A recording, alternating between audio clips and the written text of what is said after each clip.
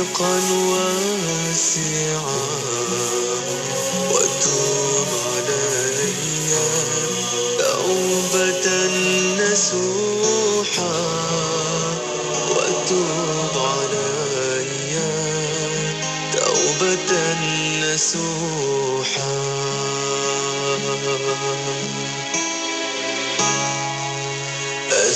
أستغفر الله رب البرايا أستغفر الله من الخطايا أستغفر الله رب البرايا أستغفر الله من الخطايا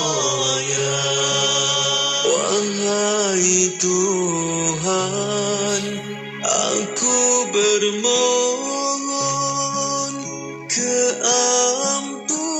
keampunan dan kemaafan. Tambahkan padaku ilmu yang berguna. Terimalah amalanku, perkenankanlah taubat hamba-Mu. Ya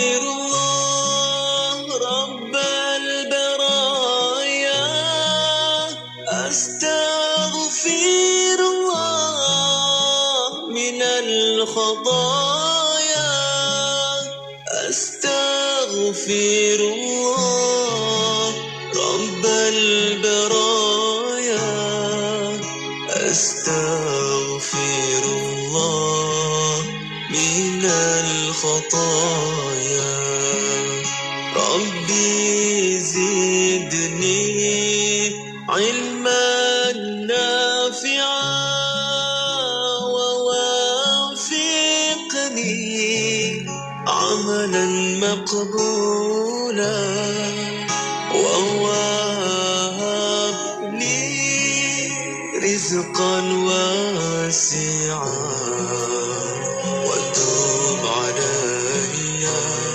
توبة نصوحا وتب علي توبة نصوحا أستغفر الله رب البرايا أستغفر الله من الخطايا أستغفر الله رب البرايا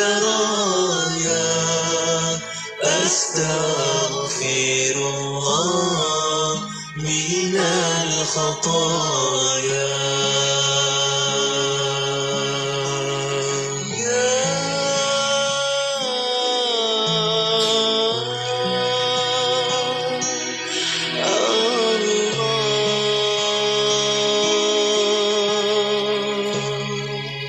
Inspirasi, Inforia, Islam, semuanya diikut.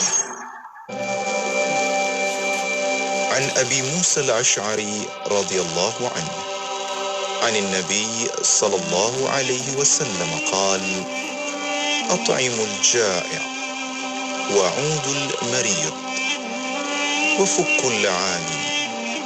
رواه البخاري. Maksudnya, dari Abu Musa al-Ash'ari radhiyallahu anhu, dari Nabi sallallahu alaihi wasallam, baginda bersabda, berilah makan kepada orang yang kelaparan dan lawatilah orang yang sakit dan bebaskanlah tawanan kamu. Riwayat Al-Bukhari.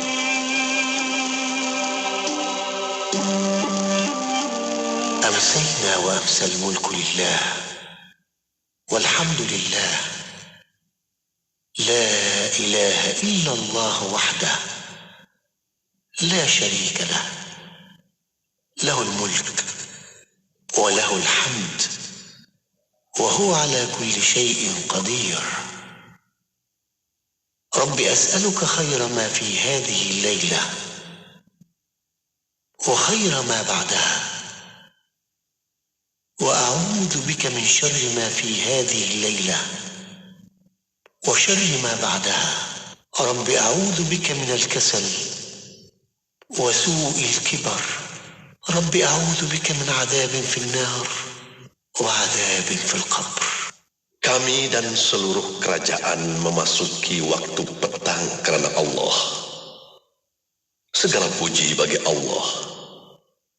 Tiada sesembahan yang berhak disembah, melainkan Allah semata. Tiada sekutu baginya.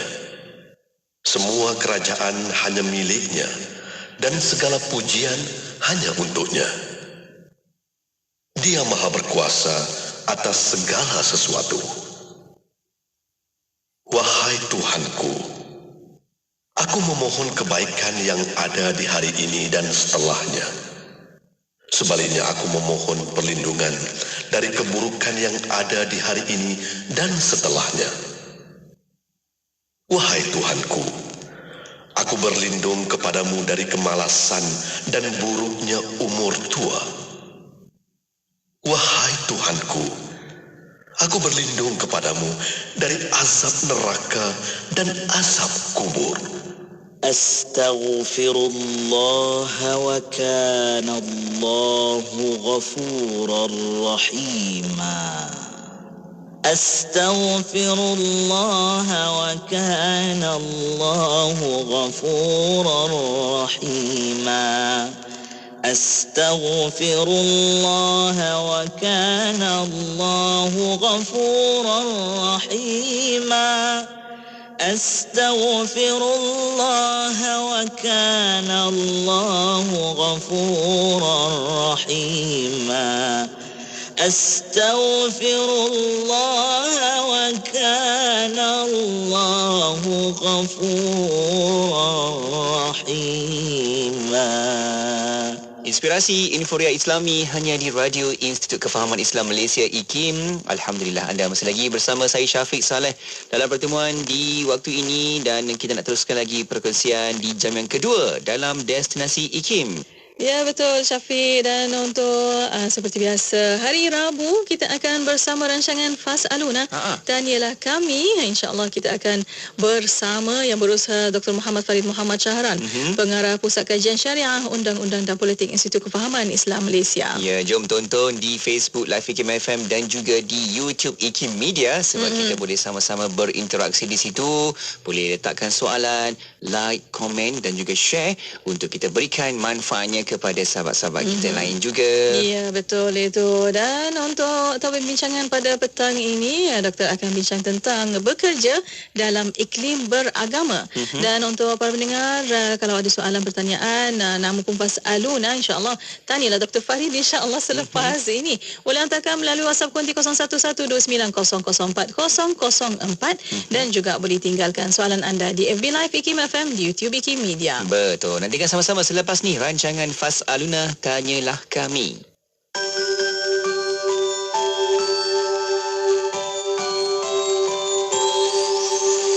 Apakah hidup kita lebih sempurna dari gelita ke cahaya? Bagaimanakah kita terus bahagia walaupun hati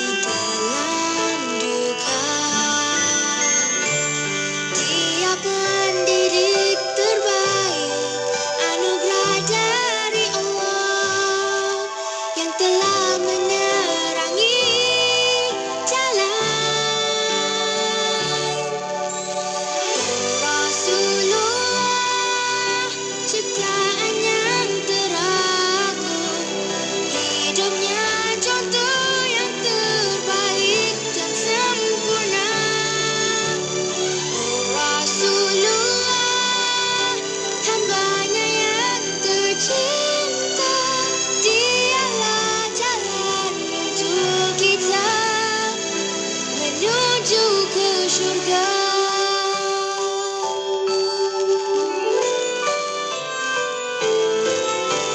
Jika cintai Allah, ikutlah Rasul. Allah akan sayangi kita. Bila berkata-kata, jangan berdusta. Buat baik pada semua. Dia pendidik terbaik, anugerah dari Allah yang telah menerangi jalan.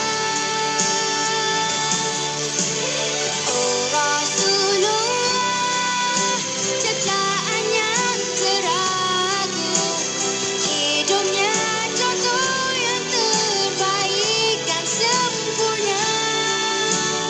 Oh Rasulullah, hambanya yang tercinta, dialah jalan untuk kita menuju ke syurga.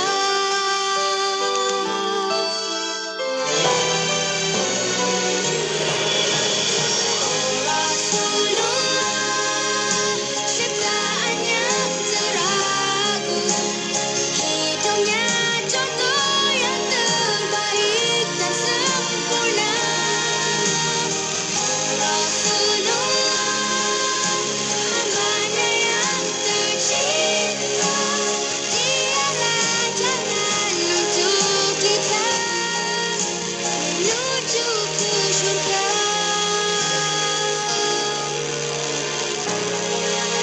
Menuju ke syurga.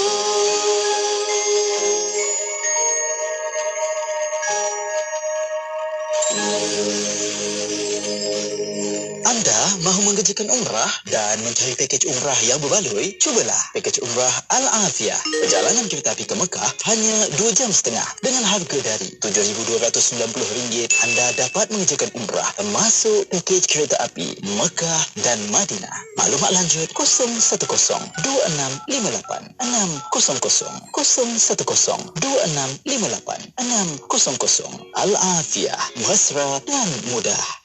Ika, jom makan, aku belanja. Jom. Tapi jom. Aku nak beli Wildan Fresh. Wildan Fresh, apa tu? Wildan Fresh, susu kambing segar UHT pertama keluaran Wildan. Diperbuat daripada 100% susu kambing segar.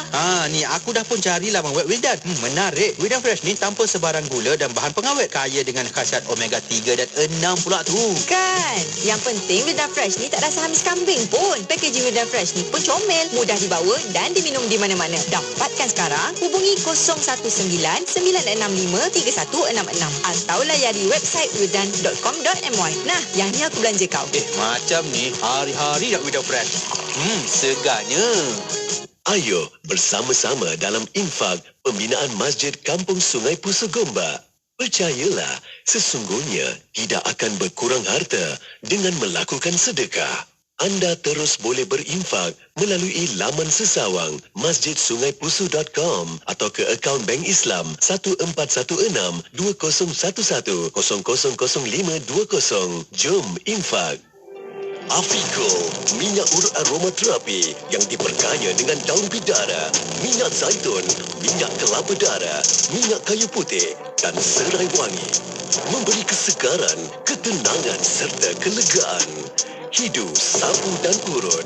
Temui Afikool di Pasaraya Maidin, Lulu, Sakan, toko-toko jamu, farmasi dan kedai runcit berdekatan anda. Afikool, lega, segar rasa.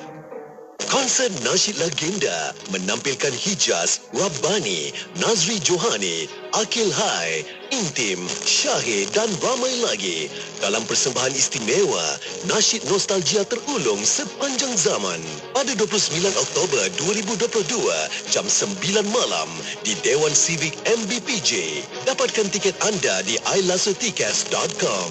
Konsert nasyid legenda #kembali bersinar dibawakan oleh Intim Records. Assalamualaikum. rakyat Malaysia dinasihatkan untuk sentiasa berwaspada dengan tipu hela skamer. Jangan panik dan jangan ikut arahan dari pemanggil yang tidak dikenali. Ingat, tabung haji tidak akan meminta maklumat peribadi atau membuat transaksi kewangan melalui panggilan telefon. Jangan jadi mangsa penipuan skamer. Saya, Datuk Seri Said Saleh Said Abdul Rahman, Pengarah Eksekutif Haji. Kalau curiga, jangan percaya. Nasihat ini dibawakan oleh Lembaga Tabung Haji. Jom ke Little Genius Preschool. Ianya program prasekolah untuk anak-anak berumur 4 hingga 6 tahun. Insya-Allah, anak-anak boleh membaca, menulis, mengira dan bersolat. Berkonsepkan Islamik, Inggeris dan Montessori. Tadika Little Genius turut bekerjasama bersama Helsinki International School Finland bagi cawangan terpilih. Hubungi 012-205-8248 atau layari littlegenius.com.my. Little Genius Go. Sedap nasi ni. Beras jenis apa masaknya, Alia? Panjang, lembut dan berderai. Harum pula tu. Beras Mogul Basmati Faiza, Mak. Bukankah beras Mogul Basmati Faiza ni sesuai untuk dibuat nasi biryani dan nasi Arab aja? Beras Mogul Basmati Faiza ni kalau buat nasi putih biasa makan hari-hari pun sedap. Tengok tu. Cucu-cucu nenek berselera sungguh makan. Pandai mak kamu pilih beras Mogul Basmati Faiza ya. Hidangkan beras Mogul Basmati Faiza untuk keluarga tersayang anda. Ingat beras basmati. Ingat beras basmati Faiza. Afico, minyak urut aromaterapi yang diperkaya dengan daun bidara, minyak zaitun, minyak kelapa darah, minyak kayu putih dan serai wangi. Memberi kesegaran, ketenangan serta kelegaan. Hidu, sapu dan urut.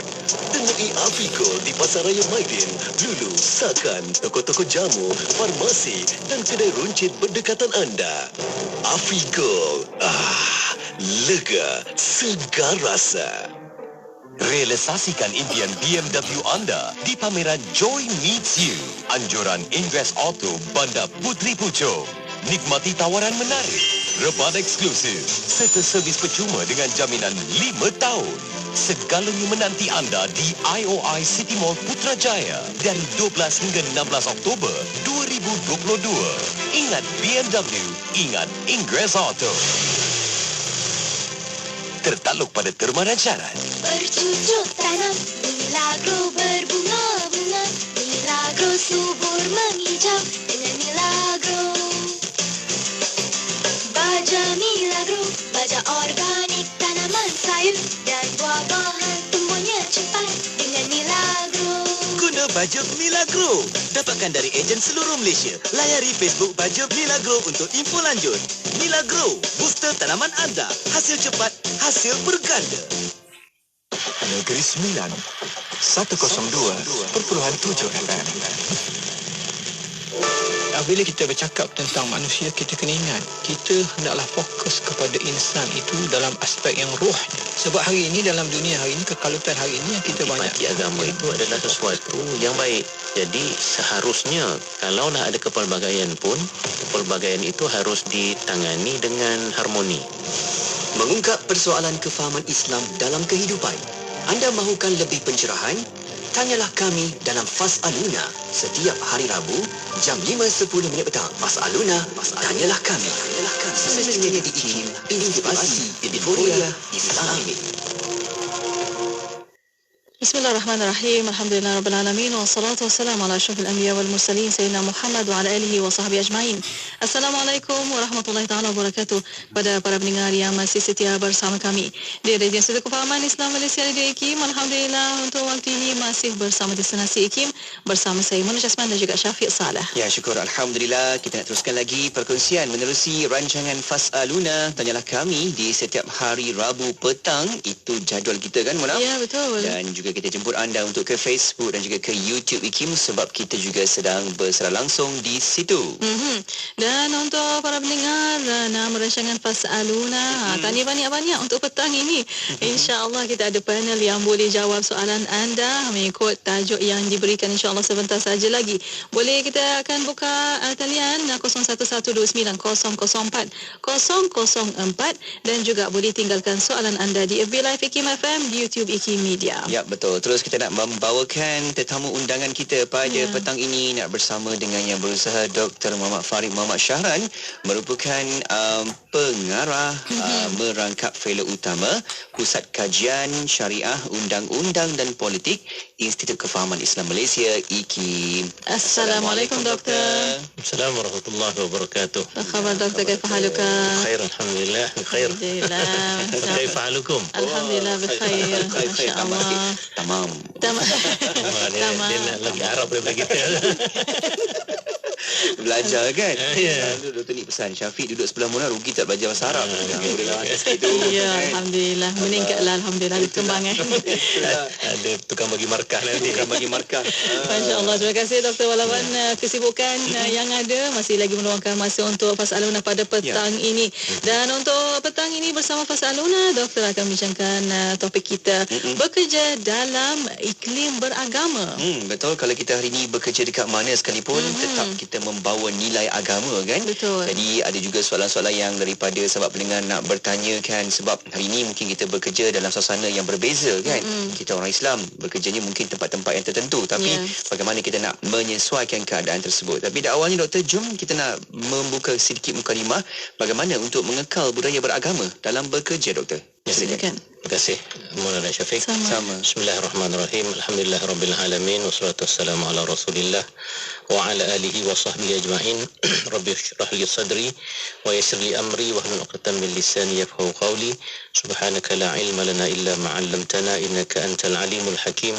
Wala haula wala quwwata illa billahil aliyyil azim. Alhamdulillah, kita bersyukur pada Allah Subhanahu wa taala kerana dengan limpah rahmat, keizinan, inayah, barakah dari Allah SWT, kita dapat terus hidup dalam keadaan baik, sihat, mendapat nikmat, beriman dan tunduk kepada Allah Subhanahu Wa Taala.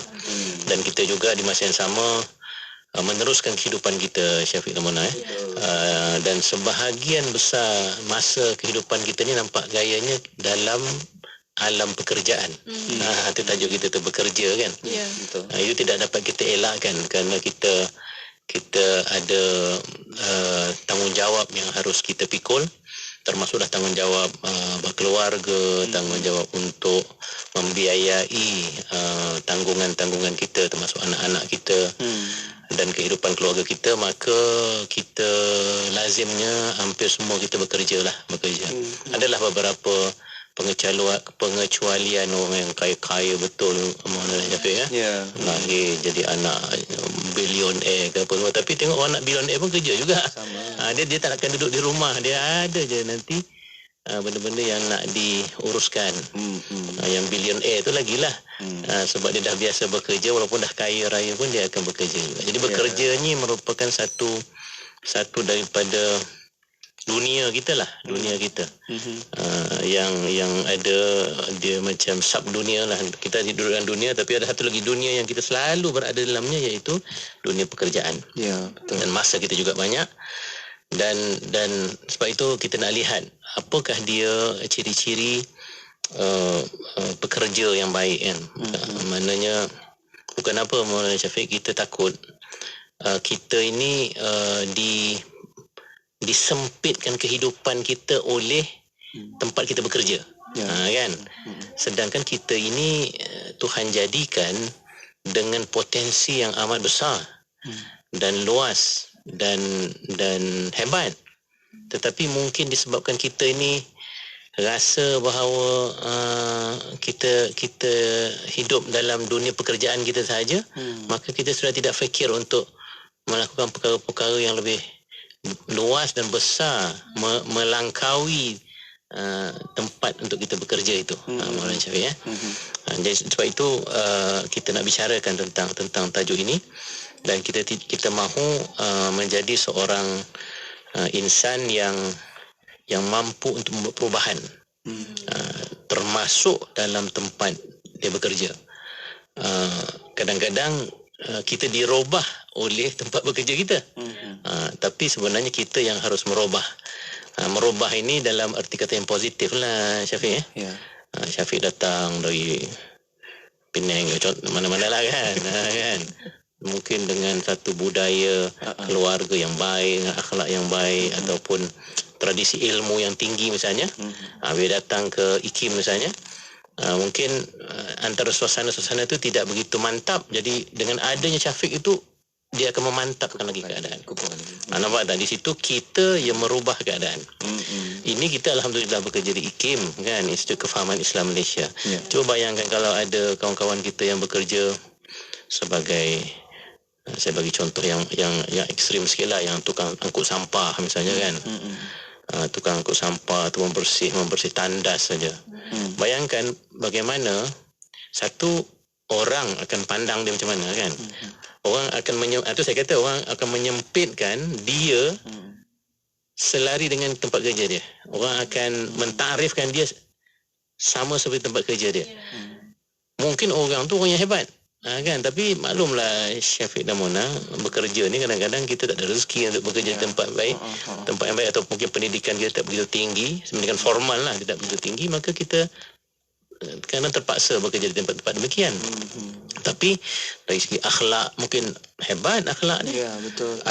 Adabnya tinggi, dan malah dari segi ilmu pun mungkin ilmu yang formal dia mungkin dia tak ada, tapi ilmu yang informal, pergi belajar kat masjid, belajar dekat tok dia ke nenek dia ke kuliah mana-mana kan. Jadi kita tengok insan sebegini dia sebenarnya mampu untuk merubah suasana environment tempat kerjanya.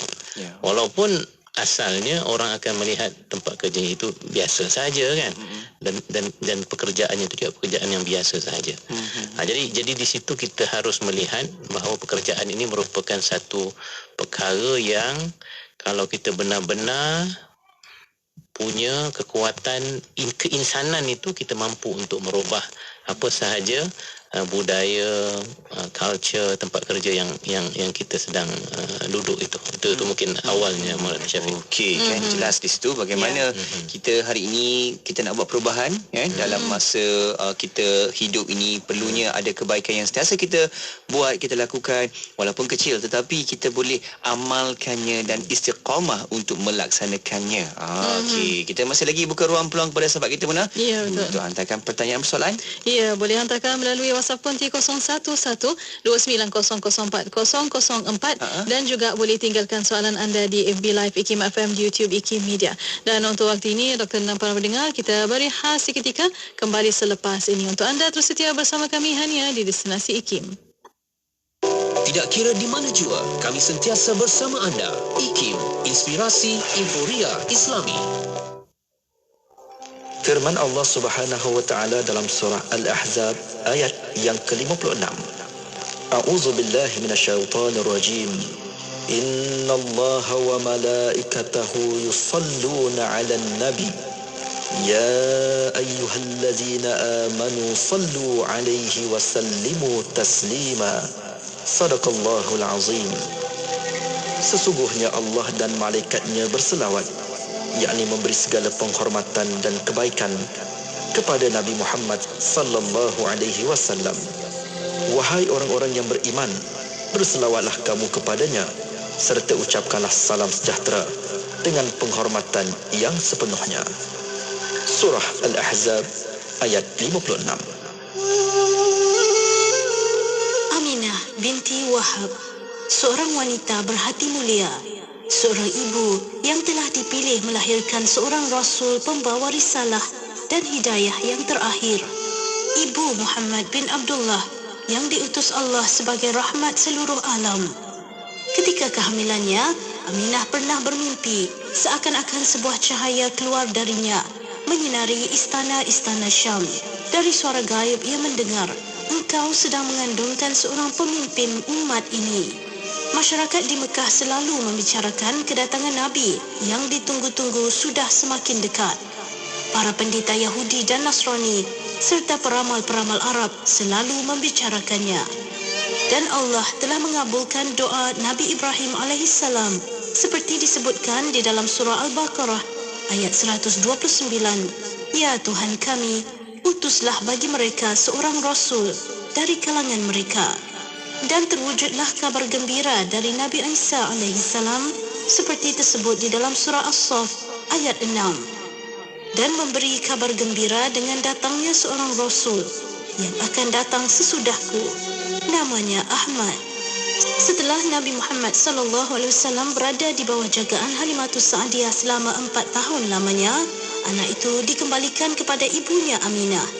Tidak lama kemudian, Aminah membawa anaknya mengikuti kafilah menuju ke Madinah untuk menziarahi pusara suaminya bersama-sama pengiringnya, seorang perempuan bernama Ummu Aiman.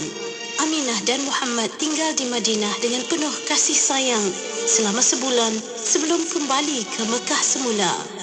Di dalam perjalanan pulang, Aminah tiba-tiba jatuh sakit hingga menemui ajalnya, dan ibunda Rasulullah SAW itu telah dikuburkan di Al-Abwa, sebuah kawasan di antara kota Madinah dengan Mekah. Tinggallah Muhammad SAW menjadi anak yatim piatu pada usia semuda 6 tahun. Dalam penuh duka cita dan kesedihan, baginda meneruskan perjalanan yang panjang pulang ke Mekah bersama Ummu Aiman. Seluruh warga kerja IKIM mengucapkan selamat menyambut Maulidur Rasul. Teruskan semarak cinta Rasul di IKIM, inspirasi Inforia Islami. Johor Bahru 106.2 Bismillah, alhamdulillah, wassalatu wassalamu ala rasulillah. Alhamdulillah masih bersama destinasi IKIM pada waktu ini untuk rancangan Fas'aluna Tanyalah Kami. Ya betul, jom cepat-cepat kita boleh sama-sama tonton rancangan Fas'aluna Tanyalah Kami di Facebook Live IKIM FM dan juga di YouTube IKIM Media. Anda boleh sama-sama terus serta bersama kita untuk hantarkan soalan, pertanyaan, like, comment, share. Seperti sahabat kita yang dah pun mula masuk ke ruangan komen ni, Mona. Ada MD Herman Hassan, Puan Sarifah Kasim, dan juga ada Arfah Talib, Farhan Sufi dan ramai lagi yang sudi berada di situ untuk sama-sama tonton, dengarkan kuliah kita pada petang ini. Ya, betul. Bekerja dalam iklim beragama masih topik kita untuk petang ini bersama yang berusaha Dr. Muhammad Farid Muhammad Syahran, Fellow Utama, Merakah Pengarah Pusat Kajian Syariah, Undang-Undang dan Politik Institut Kefahaman Islam Malaysia. Ya, baik Doktor. Bila kita bekerja di mana-mana tempat sekalipun lah, kerja tu kadang-kadang kita memang nak cari rezeki yang pertama, Doktor. Yang keduanya, kalau kita niat ikhlasnya, Allah balas dalam bentuk nilai ibadah kat situ. Jadi apa ciri-ciri pekerja yang baik, walaupun kita bekerja ni tak ada kaitan dengan agama pun? Ya, betul. Macam mana nak boleh dikekalkan di situ, Doktor? Okey. Terima kasih Syafiq. Kita kena ingat bahawa agama yang membimbing kita ini membawa nilai yang lebih besar daripada apa sahaja nilai-nilai yang dibawa oleh mungkin satu institusi ataupun satu organisasi yang dia ada matlamat yang lebih khusus. Kan? Yalah, macam saya sebut tadi, IKIM ni baiknya ialah kita ni berasaskan agama, kan. Kita ada nama agama lah, nama Islam, Kefahaman Islam Malaysia. Tapi di luar sana banyak tempat bekerja lah, tempat bekerja. Tak tahu, tempat bekerja ni boleh jadi syarikat, boleh jadi institusi pendidikan, boleh jadi institusi kerajaan dan lain lagi. Ada keadaan-keadaan yang dia punya institusi itu kecil dan matlamatnya pun sempit. Matlamatnya pun dah ditentukan, terbatas lah. Saya bagi contoh, kalau bisnes, kan, kalau orang bisnes, kalau dia bekerja dalam satu syarikat yang kerjanya mungkin menjual suatu produk misalnya, sudah pasti setiap hari nilai yang dibawanya ialah dia mesti melariskan, melakukan produk dia, dan hidupnya mesti ke arah itu, kan. Dia tak boleh apa-apa pun, itulah matlamat, itulah visi dan misi. Kena jual dia punya barangan. Dan kadang-kadang ada keadaan-keadaan yang dia terpaksa bekerja begitu kuat dan banyak sehingga menyebabkan tertekan, kan, menyebabkan hidupnya tertekan disebabkan oleh itu. Tapi dia tak boleh buat apa, Malaysia Syafiq, sebab dia nakkan pendapatan. Kan, ini yang saya masukkan tadi. Kadang-kala kita ini dipengaruhi kehidupan kita tu oleh tempat bekerja kita. Kan? Kalau tempat bekerja kita tu bagus, ada nilai-nilai keagamaan yang tinggi, nilai akhlak yang tinggi, dia alhamdulillah pengaruh itu pengaruh yang baik. Tapi kalaulah tempat bekerja itu membawa nilai-nilai yang very secular, very pragmatic, dia katakan, katalah bisnes, dia dah tak kira by hook or by crook kita mesti untung misalnya, kan. Bekerja pun kena masa, kena lebih. Kadang-kadang nak solat pun pas bekerja-kerja, masa tu sikit sangat sebab setiap saat dikira. Kalau rugi satu saat, rugi satu produktiviti dia, kan. Di situlah kita sebagai Muslim, kita orang Islam, kita kena ingat bahawa yang lebih tinggi nilai yang memegang kita ni lah nilai agama. Kerana apa? Kerana nilai agama ni berasaskan kepada ketuhanan. Dan tidak ada zat yang lebih agung selain daripada zat Allah Subhanahu Wa Taala yang sentiasa memberikan kita panduan, taufik, hidayah, nikmat, barakah, inayah dan lain-lain lagi yang kita selalu sebut alhamdulillah itulah. Kan? Jadi sebab itu kita kena sentiasa ada muhasabah dirilah Maulana Syafiq Maknanya setiap kali kita walaupun bekerja dalam keadaan teruk bagaimanapun, mesti ada ruang untuk kita kembali kepada agama. Kan? Supaya budaya beragama itu ada. Dia dalam banyak suasana lah. Dalam solat itu dah pasti 5 kali sehari. Tapi yang malang kalau suasana bekerja kita itu pun macam menghalang kita ataupun paling kurang menyukarkan kita untuk kita melakukan tanggungjawab agama itu dengan selesa, dengan tenang kan. Kalau ada tempat bekerja yang macam IKIM ni, surau pun kami besar lagi kan, azan pun dengar begitu kuat lagi, kan, ada solat jemaah dan lain lagi. Lepas tu kita ada pula program-program di Dewan yang juga bercakap tentang agama, rancangan-rancangan radio kita semua bercakap tentang akhlak, tentang ni. Jadi suasana itu suasana yang memudahkan, menyenangkan dan orang kata complacent lah, dia rasa selesa untuk suasana dan budaya beragama. Tapi kita bersimpati kepada orang-orang yang mungkin bekerja di tempat-tempat yang kita sebutkan tadi. Dia masanya tak macam kita, suasana kelilingnya tak macam kita, input-input yang mereka dapat daripada pejabat, kawan-kawan yang mereka bersama itu juga mungkin tidak mempunyai motivasi ke arah budaya beragama. Yang itu yang kita harus risau. Kalau Mona dan Syafiq perasan, sekarang ini manusia yang bekerja itu sendiri dipanggil, antara istilahnya ialah modal insan. Modal insan ya. Kita pun ada unit modal insan kan. Sebenarnya istilah modal insan ni istilah yang tahun 20-an lagi telah dicipta oleh ada seorang British punya economist. Kenapa? Kerana dia nak menekankan bahawasanya dalam bekerja, especially business lah, itu saya kata dia banyak kadang-kadang dipengaruhi oleh perniagaan apa semua ni kan. Jadi matlamat tu matlamat untung saja. Jadi bukan sekadar dia nampak aset-aset yang bersifat material macam bangunan, macam kereta, macam tu semua aset-aset syarikat, tapi manusia tu pun dikira sebagai modal juga. Kan, bukan sekadar aset tu sebagai modal perniagaan, tapi Syafiq ni pun modal juga. Jadi nampak tak, manusia itu sendiri telah dilihat sebagai sebahagian daripada macam komoditi yang ada nilai ekonomi, dia panggil economic value. Kita faham kenapa berlaku macam tu Maulana Syafiq.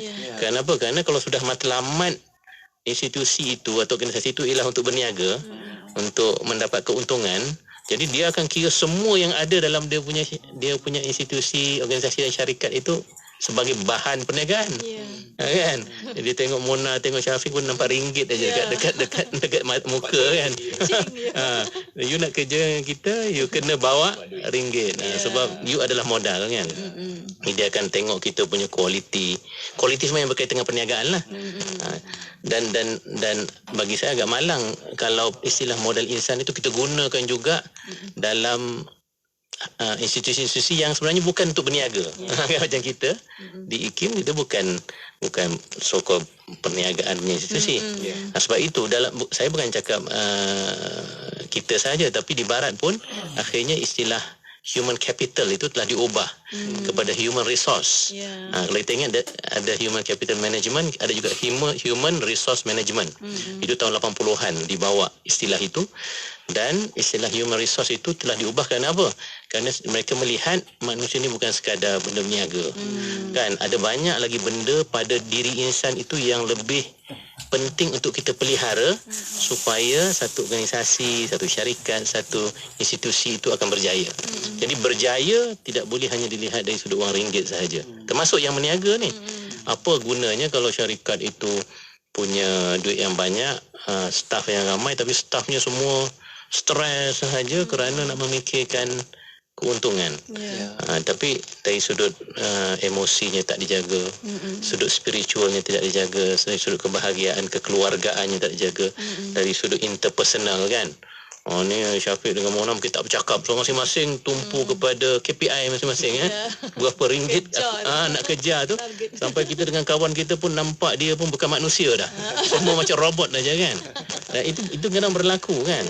Sebab itu ada negara-negara yang kadang-kadang hingga menyebabkan masalah-masalah kemanusiaan lah, termasuk ada yang mati ketika bekerja. Di Jepun banyak kes-kes yang dia terlampau kuat bekerja, workaholic, dan akhirnya dia hanya mati kerana apa? Kerana banyak bekerja kan.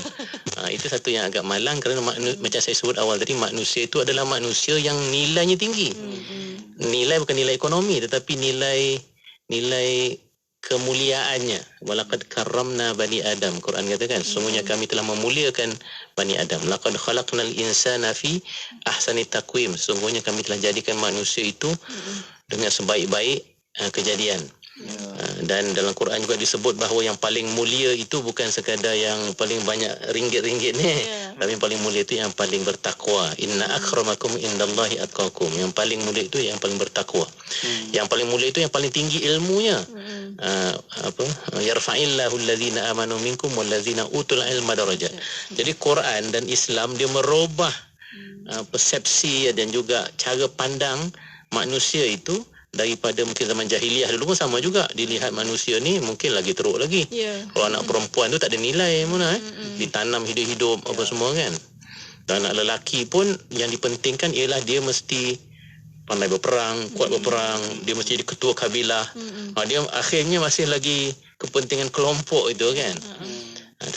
Datang Islam merubah cara kita lihat manusia itu adalah manusia itulah pertama dia hamba Allah. Yang kedua dia khalifah Allah. Dua nilai ini tinggi, mengatasi bisnes lah, mengatasi perang dan kabilah-kabilah tadi. Nilai insan itu diangkat kerana kemuliaan hubungannya dengan Tuhan. Hamba ni maknanya hubungan dengan Tuhan lah. Dan ketakwaan itulah nilai tertinggi manusia. Jadi sebab itu dalam konteks bekerja pun, sekali lagi saya ulang, kita harus perkukuhkan nilai keinsanan dan nilai keagamaan seseorang. InsyaAllah dia kerja apa pun Mona dan Syafiq, dia akan jadi pekerja yang cemerlang insyaAllah. Ya, insyaAllah. Amin. Dan untuk waktu ini kita buka ruang dan peluang untuk anda hantarkan soalan melalui WhatsApp konti 011-29004004 dan juga boleh tinggalkan soalan anda di FB Live IKIM FM, di YouTube IKIM Media. Ya, betul. Sebab Mona ada juga yang bertanya berkaitan dengan ada yang tertekan juga doktor kita lihat dari sudut apa yang kita tanyakan dengan sahabat-sahabat pendengar kita, mungkin ada cara dan kaedahnya untuk mengatasi masalah tersebut. Dan ada yang bertanya, doktor, bagaimana kalau ada majikan yang tidak memberi kebenaran untuk solat fardu, apa hukumnya? Dan ada juga majikan yang kata bila datang sini kena buka aurat, macam tu pula kan. Jadi bagaimana untuk kita nak menegakkan roh untuk bekerja dalam suasana beragama di tempat tertentu tersebut? Ya, alhamdulillah. Dan untuk waktu ini kita berehat sekali lagi. Kita akan kembali selepas ini untuk anda terus setia bersama kami hanya di Destinasi IKIM. Kuala Terengganu 100.2. Masjid-masjid di Makkah. Antara masjid yang ada di Makkah termasuklah: pertama, Masjid Ar-Raya yang terletak di utara Makkah, dan di sebelahnya terdapat sebuah menara yang dikenali sebagai Menara Abu Sama. Rasulullah SAW dikatakan pernah mendirikan solat di masjid ini. Dikatakan juga bahawa masjid ini dibina oleh Abdullah ibni Abbas radhiyallahu anhu. Perluasan masjid ini disempurnakan pada tahun 1404 Hijriyah. Kedua, Masjid Al-Mukhtaba yang terletak berhampiran dengan tempat kelahiran Rasulullah SAW di Suqul Lail. Diceritakan bahawa Nabi SAW pernah bersembunyi di dalam masjid ini daripada kaum kafir Quraisy. Pada bulan Rabiul Awal, banyak orang datang menziarahi masjid ini sebagaimana mereka menziarahi tempat-tempat yang lain. Ketiga, masjid yang tidak bernama. Masjid ini terletak berhampiran dengan semenanjung tanah Arab menurut suatu pendapat, iaitu di kawasan tanah rendah kota Makkah. Rasulullah SAW dikatakan pernah menunaikan salat maghrib di sini, dan ini tertulis pada dua buah batu yang terdapat di situ. Keempat, Masjid Ibrahim Al-Qabsi yang terletak di Jabal Abu Qubais. Kelima, masjid yang dinisbahkan pada Abu Bakar As-Siddiq radhiyallahu anhu yang terletak berdekatan dengan Telaga Majin. Masjid ini dikatakan merupakan sebahagian daripada rumah Abu Bakar yang dikenali sebagai Darul Hijrah. Dari rumah inilah Abu Bakar keluar semasa berhijrah ke Madinah. Terdapat beberapa buah masjid lain yang terletak di luar kota Makkah. Antaranya ialah Masjidul Bai'ah atau Masjidul Jin. Diceritakan bahawa golongan jin telah berbai'ah dengan Rasulullah SAW di masjid tersebut.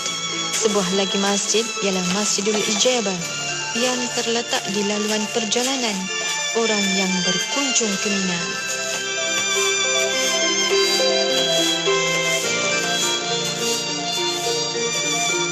Apabila dia berjalan, lajunya seolah-olah dia sedang menuruni anak bukit. Apabila dipanggil, dia akan menoleh. Begitu juga dengan tubuh badannya akan turut berpaling.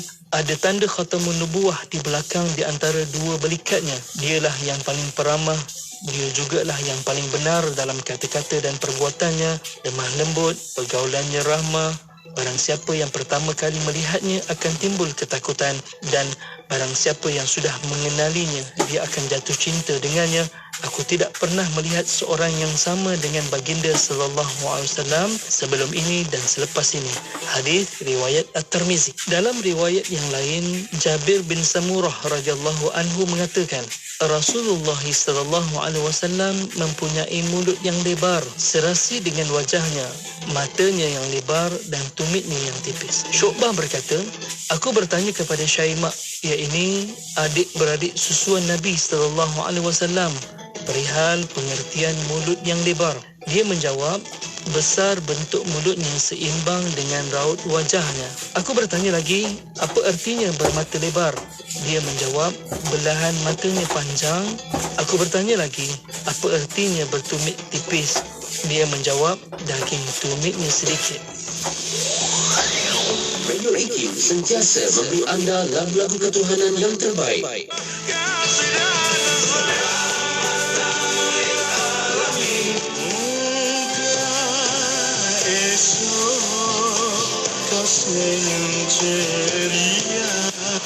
Thank you Allah for every single beat of my heart, even though life is so hard. You're bound. IKIM memberi anda lagu-lagu ketuhanan yang mengusik jiwa. IKIM, inspirasi Inforia Islam. Nak dengar rancangan santapan jiwa untuk kehidupan? Semuanya ada di IKIM, inspirasi Inforia Islami. Inspirasi Inforia Islami hanya di Radio Institut Kefahaman Islam Malaysia. Terima kasih kepada anda yang masih setia bersama kami. Masih bersama destinasi IKIM untuk rancangan Fas'aluna, tanilah kami. Ya, betul. Kita masih lagi bersama dengan tetamu kita, iaitu yang berusaha Dr. Muhammad Farid Muhammad Syahran, merupakan pengarah dan juga fellow utama dari Pusat Kajian Syariah, Undang-Undang dan Politik Pusat Syarak Institut Kefahaman Islam Malaysia IKIM. Dan sambil-sambil kita bersiaran tadi, kita juga mendapat soalan, pertanyaan dari sahabat pendengar kita yang bertanya, mungkin ada berlaku juga situasi tertekan dalam keadaan bekerja kan. Ada yang bertanya juga, doktor, bagaimana kalau ada majikan yang tidak memberikan kebenaran solat fardu, apa hukumnya? Juga ada yang bertanya termasuk kalau yang minta membukakan aurat dan ada juga yang bertanya, doktor, kenapa akhlak yang positif itu sangat penting dalam menjalani kehidupan kita seharian, malah dari sudut kerja, keluarga, kawan dan perkara yang relevan dengan positif tersebut perlu diberikan dalam sudut rutin kita, doktor. Silakan. Okey, dua persoalan tu kan. Pertama tentang hukum yang menghalang pekerja daripada melakukan tanggungjawab keagamaan. Kalau dia bos itu pun seorang Muslim yang ni berdosa kan, sebab itu merupakan satu perkara yang jelas haramnya kerana kita menghalang perkara yang wajib dalam Islam. Dan mengapa kita nak halang orang nak bersolat kan, atas nama apa sekalipun, termasuklah atas nama dapat keuntungan apa semua kan. Sedangkan kalau kalau tak solat pun Maulana Syafiq, memang kita ada waktu break untuk orang makan. Betul. Makan kita tak halang pula ya. Dan apa kena makan akan merugikan apa kan, takut badan sakit apa semua. Tapi kita tak sedar kalau tak solat dia akan lebih sakit lagi kerana dia akan menyebabkan spiritualnya. Rohanianya rendah, dia akan jadi lebih bermasalah nanti kalau dia tidak ada hubungan dengan Tuhan kan. Tapi kalau majikannya bukan Islam, itu dah memanglah majikan dia bukan Islam. Dalam kes itu orang yang bekerja itulah kena usahakan supaya mungkin kena ubah bekerja di tempat lain kan, pindah tempat kerja. Sebab orang Islam dia tak faham pun, mungkin dia lebih mementingkan benda yang lain selain daripada agama. Tapi kalau orang bukan Islam pun, kalau beragama, sebenarnya dia faham kenapa orang Islam perlu bersolat kan. Jadi saya rasa suasana itu suasana yang tidak sihat lah kalau berlaku, dan kalau yang tidak membenarkan itu seorang Islam, pasti benda itu haram dan berdosa. Samalah dengan yang aurat dan lain lagi. Ada soalan tentang akhlak yang positif itu kenapa penting, sebab manusia ni dia bukan robot, dia ada perasaan, dia ada jiwa, ada hati, ya Syafiq dan Mona, dan hati dan perasaan itulah yang akan sangat terkesan dengan environment, dengan keadaan luar. Itu yang saya sebut awal-awal tadi. Kalau seseorang itu dia lemah dari sudut jiwa dan juga mungkin mentalnya dan juga ilmunya juga, dia akan nanti dikurung oleh tempat bekerja, institusi yang dia bekerja itu. Dan mungkin juga dia akan disempitkan lagi dengan persepsi orang luar terhadap dia dan hubungannya dengan tempat kerja. Saya bagi contoh awal tadi, apa yang katakanlah dia kerja angkat sampah. Mungkin orang akan mengejek-ngejek dia, contohnya kan. Ataupun basuh tandas saja kan. Ataupun mungkin dia kerjanya hanya driver saja kan. Tapi kalau dia seorang insan yang baik, insan yang beragama, yang kuat imannya dan hubungannya dengan Allah Ta'ala pun kuat, dia tak kisah Maulana Syafiq, malah dia boleh merubah suasana. Kan orang kata apa, dia kata so what? Saya bekerja untuk mencari rezeki yang halal. Awak mengata saya tu yang akan memberi kesan pada diri dari sudut dosa nanti. Tapi orang yang bekerja dalam keadaan dia jelas tentang matlamat hidup dia, jelas tentang peranan dia sebagai hamba Allah untuk tunduk dan dia jaga tanggungjawab ibadat dia apa semua, sebenarnya dia sebenarnya kuat Maulana Syafiq di mana saja dia berada. Jadi sebab itu suasana positif itu, kalau untuk orang yang mungkin dari sudut kekuatan dalaman tu tidak kuat, dia perlukan sokongan-sokongan luaran ni lah. Jadi sebab itulah kawan-kawan mainkan peranan penting, jiran-jiran mainkan peranan penting, keluarga mainkan peranan penting. Sebab itu menarik Maulana Syafiq, Islam ni semua elemen-elemen yang kecil-kecil ni ditekankan. Sahabat kan, banyak hadis Nabi bercakap tentang cari sahabat yang baik kan. Orang yang berkawan dengan yang baik ni sama seperti orang yang berkawan dengan penjual minyak wangi kan. Orang yang berkawan dengan orang yang jahat ini sama seperti orang yang berkawan dengan tukang besi. Zaman dulu tukang besi tu busuk lah keadaannya tu, busuk dan apa semua kan. Kan ada hadis yang bercakap tentang benda tu. Jadi suasana keliling itu amat mempengaruhi. Apa sahaja suasananya, sama ada suasana di rumah, adik-beradik lah, ibu apa, itu semua dia punya environment. Tapi kalau di pejabat ni Syafiq, orang sebelah lah kan. Kalau orang sebelah negatif aja, asyik perli kita tempiah. Tapi kalau dia positif, sentiasa puji saja.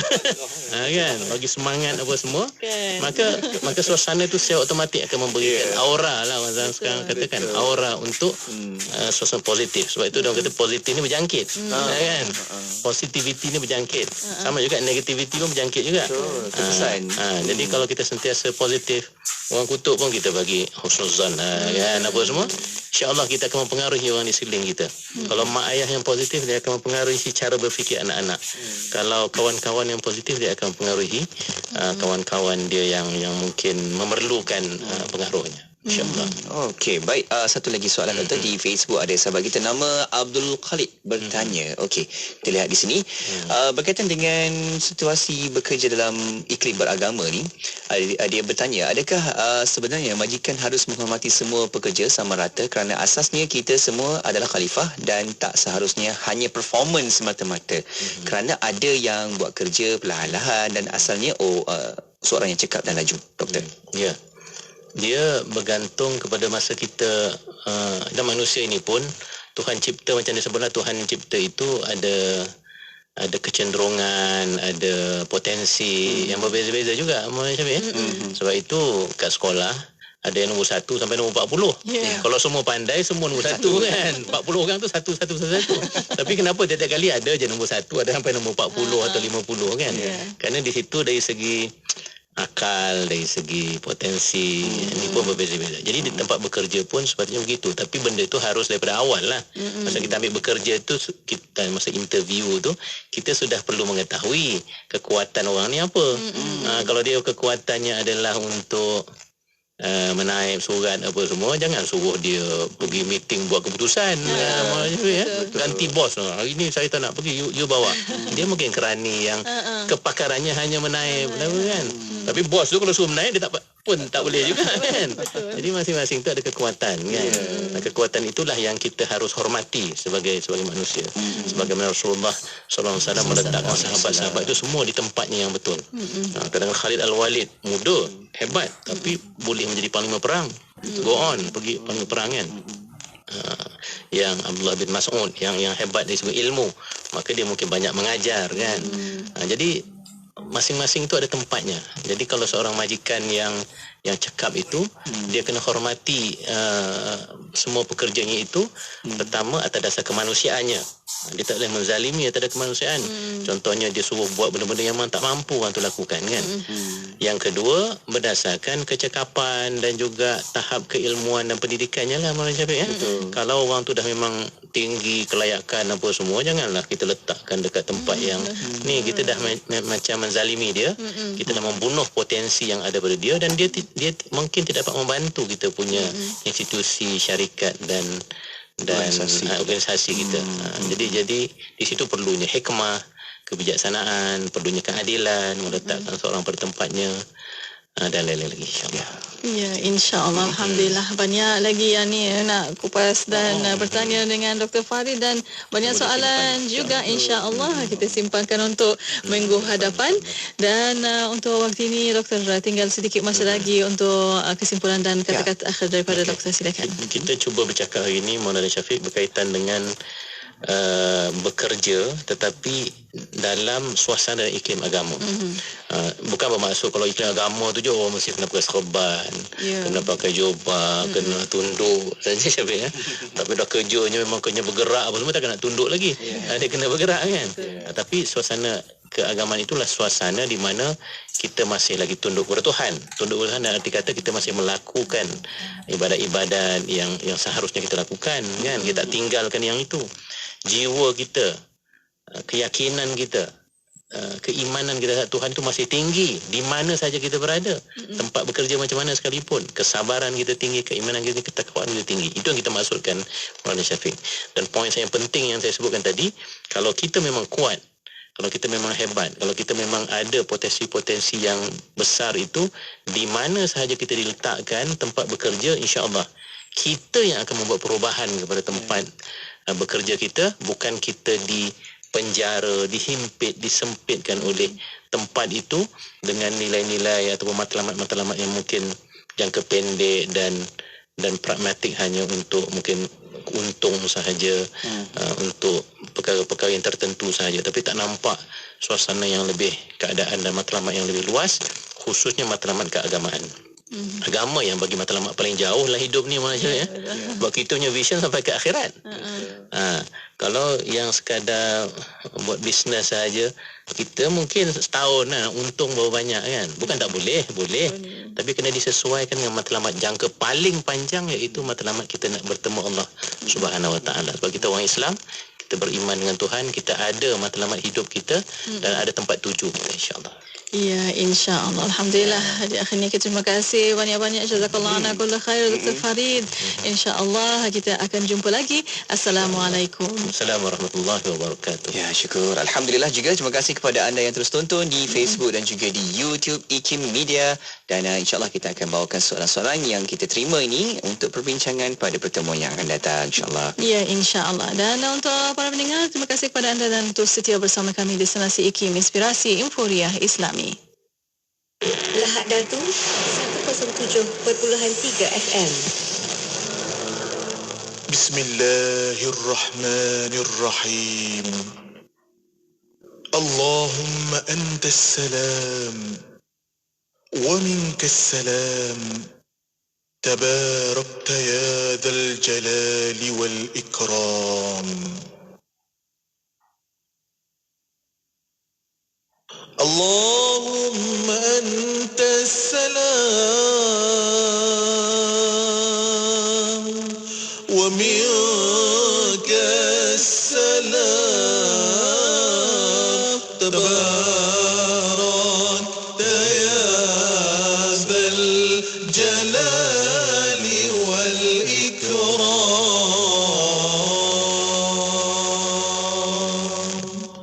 اللهم أنت السلام ومنك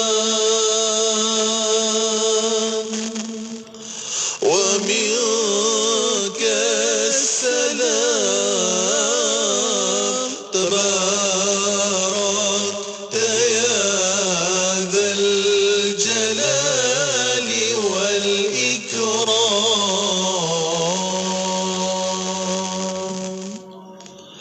اللهم أنت السلام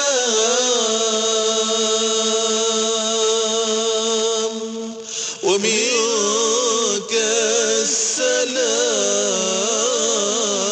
تباركت يا ذا الجلال والإكرام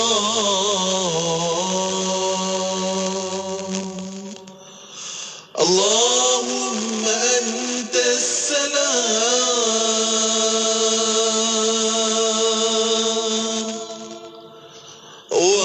ومنك السلام تباركت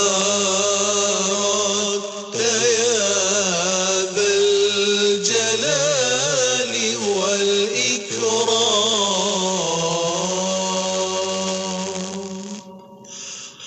اللهم أنت السلام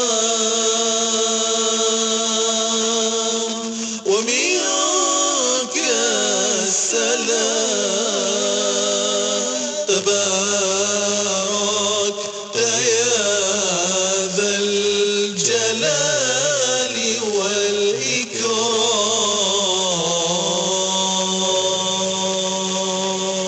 Berbaik dengan orang-orang yang baik menyebabkan kita ini akan terarah untuk melakukan kebaikan sehingga orang memandang dan juga kita sendiri akan merasakan bahawa kebaikan itu akan sentiasa menjadi amalan kita. Sehingga kita menjadi sebahagian daripada orang yang melakukan kebaikan.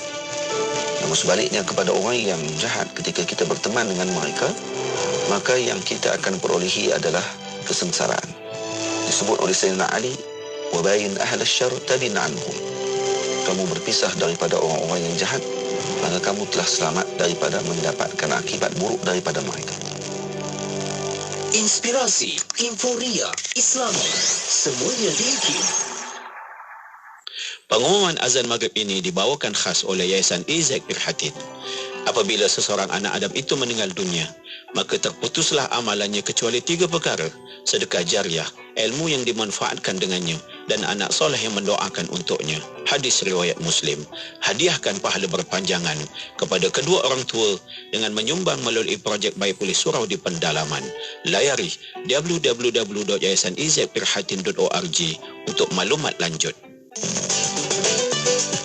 Sekarang disampaikan waktu solat fardu maghrib bagi bandar-bandar utama di seluruh Malaysia untuk hari ini 8 Rabiul Awal 1444 Hijrah bersama 5 Oktober 2022. Kangar 7.10 malam, Alostar 7.9 Pulau Pinang 7.10 Ipoh 7.8 Kuala Lumpur, Putrajaya Shah Alam 7.6 Seremban 7.5 Bandar Melaka 7.4 Johor Bahru 6.58 petang, Kuantan 7 malam, Kuala Terengganu 6.59, Kota Baharu 7.2 Miri 6.16, Kuching 6.33, Lahad Datu 5.58, Tawau 6.2 Kota Kinabalu 6.8 petang. Pengumuman azan maghrib tadi dibawakan khas oleh Yayasan Izek Pirhatin. Belilah kebahagiaan dunia ini dengan bersedekah.